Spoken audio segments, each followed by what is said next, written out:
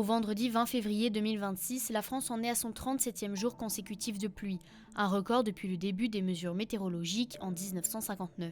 C'est hyper angoissant en fait. Tous les matins, on voit l'eau arriver et le soir, elle est montée un peu plus et voilà quoi. Dans l'Ouest, 3 départements restent placés en vigilance rouge, le Maine-et-Loire, la Loire-Atlantique et la Charente-Maritime. Ce vendredi matin, au cœur d'Angers, la Maine atteint 6,25 mètres. Concrètement, la rivière a déjà largement dépassé son niveau habituel et commence à déborder dans le centre-ville. À Nantes, la Loire atteint 8,18 mètres, un nouveau record. Pendant ce temps, à Saintes, en Charente-Maritime, plus d'1 millier de maisons sont déjà inondées. Les nappes phréatiques sont pleines, les terres agricoles gorgées d'eau, les cours d'eau débordent et certaines maisons se retrouvent isolées. Là-bas, en fait, c'est une maison qui est littéralement encerclée par l'eau tout autour. Alors que s'est-il passé ces derniers jours dans l'ouest de la France et comment expliquer cette situation exceptionnelle? 2 tempêtes ont particulièrement marqué cette séquence, Nils et Pedro. La tempête Nils intervient en premier autour des 12 et 13 février.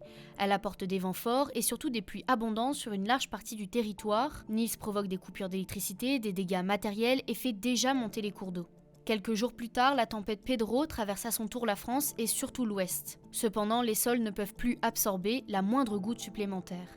Donc la tempête Pedro qui est en train de s'abattre en fait sur la France aujourd'hui, plutôt dans la partie Bretagne, Pays de la Loire, va apporter de nouvelles précipitations qui peuvent avoir pour conséquence 2 choses. Réactiver des crues qui s'étaient un peu affaiblies, notamment sur la partie nord-ouest, mais également sud-ouest. Et puis ça va également entretenir les crues qui sont en cours. Sur le terrain, les conséquences sont visibles partout. En Ille-et-Vilaine, dans le Morbihan et en Loire-Atlantique, plus de 230 routes sont fermées à la circulation. Mais le Maine-et-Loire est l'un des départements les plus touchés. À Angers d'abord, la Maine déborde dans la ville, comme le montrent ces images. En tout cas, on se prépare à une situation qui pourrait encore s'aggraver au-delà de ce que nous connaissons. Il y a 24 heures, on pensait qu'on ne dépasserait pas le 6-16. Et quand on voit la Loire qui se recharge et qu'on regarde le week-end, on se dit qu'on risque d'avoir une côte haute qui va durer. On est donc en train de faire des simulations à 6,30, à 6,40, voire à 6,50 de manière à anticiper toutes les hypothèses.